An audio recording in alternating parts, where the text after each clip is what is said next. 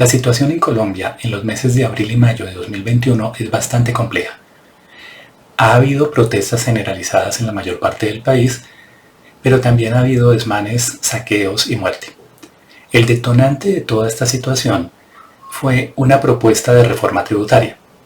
Pero aunque esa propuesta ya se retiró, la problemática económica subyacente persiste. En este video veremos en qué consiste esa problemática y cuáles son las posibilidades de solución. En el primer trimestre del año, el gobierno radicó ante el Congreso una propuesta de reforma tributaria. La reforma buscaba recaudar entre 23 y 26 billones de pesos, unos 6.000 millones de dólares. Eso era algo bastante ambicioso hasta el momento en Colombia. El objetivo era que, además del gasto ya existente, se pudiera financiar el aumento en el gasto social que requería la pandemia. En términos de los objetivos no había mayor discusión. Es clarísimo que en medio de la pandemia hacía falta aumentar el gasto social y que además en Colombia el gasto social era pequeño. Pero la reforma generó un rechazo muy fuerte de parte de toda la población. Todos los partidos políticos, incluido el partido de gobierno, la rechazaron. ¿Por qué? Lo primero que tenemos que entender es que se trataba de aumentar los impuestos en medio de la pandemia. En una situación de crisis, lo que se hace normalmente es políticas expansivas.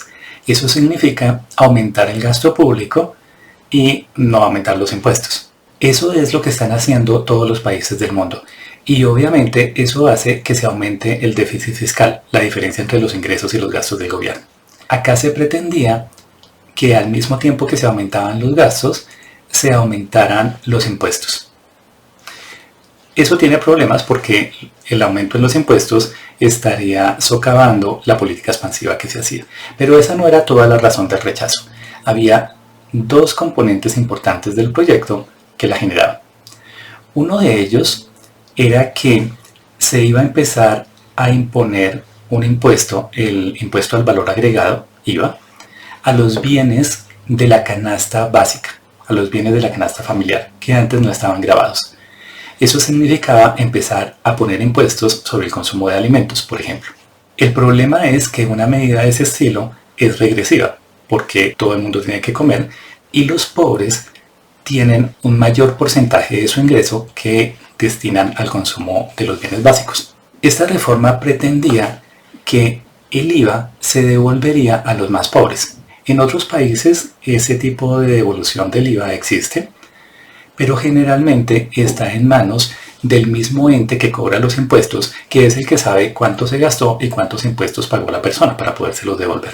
Pero en Colombia se pretendía hacerlo mediante los entes que en este momento están dando subsidios a las personas más pobres. El problema es que las bases de datos que tienen estos entes no son muy buenas. Entonces no llegan a todos los pobres, pero además tienen gente que no es pobre que aparece en esas listas. Entonces ese es un mecanismo muy poco efectivo para poder hacer la devolución del IVA. El otro componente importante de la reforma era la ampliación de la base tributaria. ¿Qué quiere decir esto? Se pretendía que más gente pagara los impuestos. Esa más gente que pagara los impuestos era básicamente gente de ingresos medios. Pero obviamente es gente que ha sido golpeada duro por la pandemia, han subido los niveles de desempleo, ha habido empresas que han quebrado, entonces otra vez se estaba golpeando a población que ya estaba siendo golpeada por la pandemia, pero además eso era bastante inequitativo dado los impuestos que se cobran a las personas de mayores ingresos. Entonces, el peso de la reforma recaía sobre clases medias y clases bajas, pero no recaía necesariamente sobre los que tenían mayores ingresos. Los problemas de equidad eran evidentes. Por todas estas razones, esa reforma se rechazó y se retiró. Pero el problema es que de todos modos, Colombia necesita una reforma tributaria. ¿Por qué? El Estado colombiano es pequeño. El tamaño del gasto público en Colombia es bajo si se lo compara con los países más ricos, pero también es bajo si se lo compara con países de América Latina. El problema de que ese gasto sea bajo es que el gobierno no está en capacidad de enfrentar todas las necesidades que hay que resolver y que otros países de similar grado de desarrollo sí pueden enfrentar. Pero para eso se necesita poder financiar ese gasto. Los estados se financian básicamente por impuestos. Es cierto que se pueden endeudar, pero como tarde o temprano tendrán que pagar la deuda, tarde o temprano ese mayor gasto se convierte en ingresos. Si uno mira las tasas de tributación en Colombia, esas tasas son bajas. Son bajas comparadas con las de los países desarrollados y son bajas comparadas con las de los países latinoamericanos de ingreso similar. Aún así, el Estado colombiano ha tenido que hacer frente a varios de estos problemas que requieren un mayor gasto, pero como los impuestos tradicionalmente han sido bajos, entonces ha ido recurriendo a un endeudamiento cada vez mayor. El resultado es que el déficit fiscal ha ido aumentando en los últimos años. Esto se agravó con la caída de los precios del petróleo porque Colombia es un exportador. Cuando llegó la pandemia, nos cogió en una situación más débil que la que tenían otros países como Perú o Chile, que no son exportadores de petróleo. En cambio, nuestros ingresos habían bajado. Eso quiere decir que en momentos en que el país necesita una política fiscal expansiva y aumentar el déficit fiscal, no tenemos mucho margen de maniobra. En Colombia no hay una cultura tributaria arraigada. No necesariamente hay una conciencia en toda la población de que pagar los impuestos es un deber propio de los ciudadanos. La proporción de la población que paga impuestos es pequeña, pero también eso se explica por la concentración del ingreso. Colombia tiene una de las desigualdades más altas del mundo medida por el coeficiente de Gini. Esto quiere decir que la disparidad entre los más ricos y los más pobres es mayor que en otras partes del mundo. Los más ricos tienen una mejor representación en el Congreso. Como resultado, las reformas más fáciles de aprobar son aquellas que no graven mucho a los ricos y que graven más a otros. A los más pobres no se los puede gravar porque no tendrían capacidad de pago. Entonces las reformas tienden a caer sobre las clases medias y los asalariados, que son los que no las pueden evadir.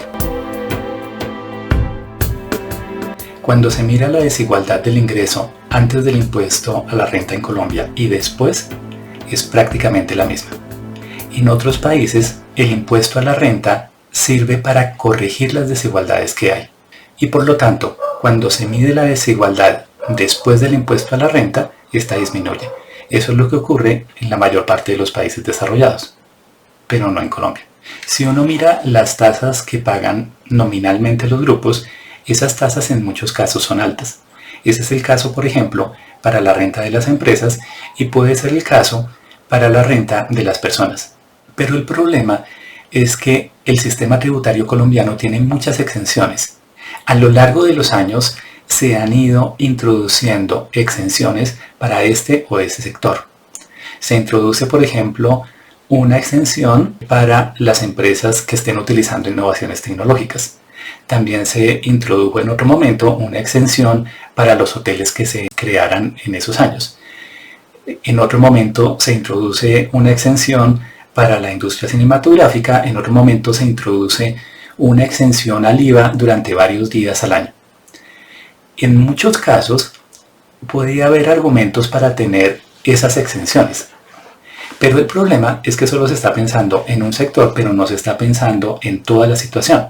Al final, el sistema tributario termina por ser una colcha de retazos, unas tasas altas y muchas exenciones que van dependiendo de la capacidad de lobby que tuvo cada sector, o a veces de la capacidad que tenía una determinada exención para poder ganar alguna popularidad. Una exención como la que se implementó, que era la de tener 3 días sin IVA en el país para estimular el comercio, fue rechazada por todos los técnicos. Este es un ejemplo de cómo algunas de las exenciones no tenían ningún sentido, pero el resultado es que en esa maraña quienes se benefician son los evasores, porque siempre hay muchas alternativas para que algunas empresas puedan irse por este lado o por otro y pagar menos, y otras empresas que no tienen esa capacidad tienen que pagar unos impuestos altos.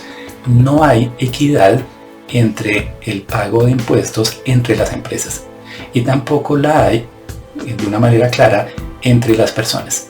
Por ejemplo, un estudio patrocinado por la OCDE encontró que la gente que era mucho más rica terminaba por pagar una fracción de su ingreso más baja que la gente que era menos rica o que las clases medias. La última comisión que estudió el sistema tributario colombiano, que fue la de la OCDE, recomendaba eliminar las exenciones. Esa es la misma recomendación que han hecho otros grupos de estudiosos que han tratado ese tema. Pero hay que rescatar algo que señaló también la OCDE, y es que no se puede pensar que la solución es eliminar todas las exenciones, porque como algunas de las exenciones se hicieron para tratar de solucionar algunas de las distorsiones existentes, entonces hay que tener mucho cuidado en la forma como se desmontan.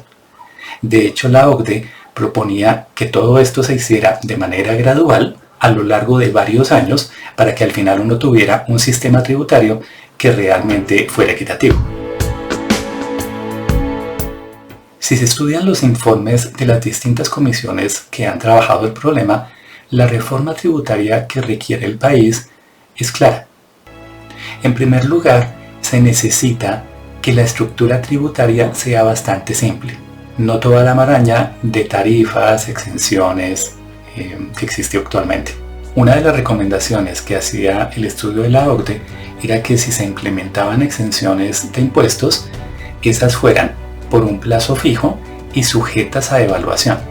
Debería ser clarísimo qué es lo que se busca con ellas y cómo se va a medir esa ganancia.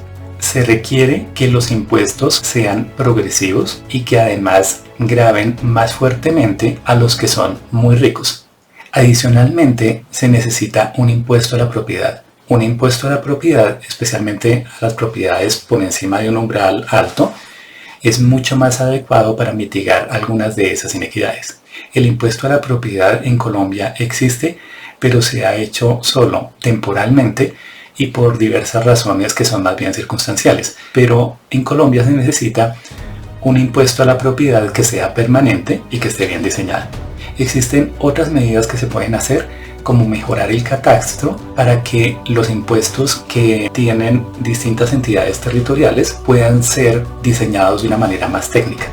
La reforma estructural que necesitaría el país debería ampliar la base tributaria. Eso quiere decir que mucha más gente debería declarar renta y debería pagar impuestos, pero eso no quiere decir que paguen unos impuestos altos, deben ser progresivos. Pero en este momento no deberíamos tratar de implementar todos los cambios. Podemos diseñar en este momento un sistema que se va implementando a lo largo de los próximos 5 años. Este es el momento para que nos sentemos todos y acordemos cómo debe ser el sistema tributario en el país para las próximas décadas.